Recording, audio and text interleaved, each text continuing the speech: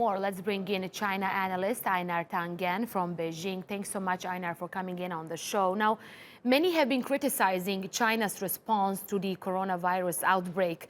Do you think the authorities responded in a right way?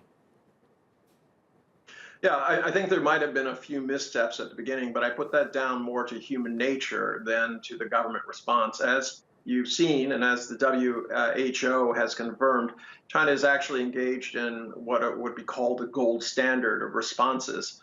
So at this point, I think they're doing everything they can. I live here in Beijing, and I can tell you that the smell of Clorox and bleach is everywhere. They're wiping down the whole building on a twice-a-day basis, and anything that people touch, door handles and things like that, every 30 minutes. So they're doing their utmost to make sure that there's. Now, remember, there shouldn't be any panic involved in this because what they're doing is, China has one of the best logistical bases in the world for delivery and electronic payment. So I can call for anything I want, and it can be delivered to me within 10 to 20 minutes. And as we speak, scientists are trying to find a cure, working rapidly. Why is this virus so difficult to contain? Well, it's not just this virus. Remember, we're talking about the same kind of virus as the common cold. We've never been able to defeat it. It tends to evolve and get beyond any kind of defenses that we make. They have some promising things that are more physical. What they do is they actually attach to the cells, and they basically scrape them and explode them.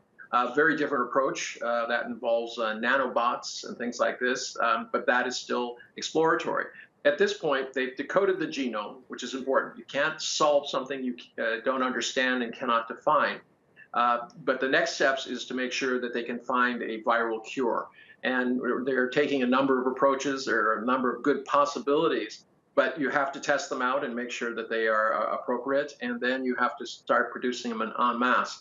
Now remember, everyone keeps talking about the numbers, but in terms of the deadliness of this disease, it's about 2%. That is the lowest by a factor of 5 compared to any other virus that has been out there and identified, from MERS to Ebola, et cetera, et cetera.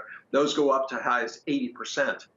So this is a rather mild epidemic, but because it is spread very quickly, there was a lot of concerns. Now, today, there was a report from a German analyst who did a follow-up on this idea that somehow this is being spread when people are asymptomatic, that they're not showing that they're sick.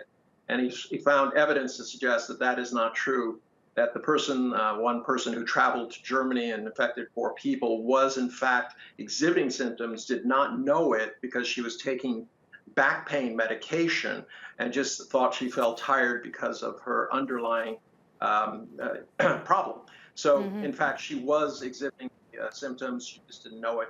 I think this is a caution to everybody that if you do have even slight symptoms, you should isolate yourself, and if it gets worse, then call in medical attention.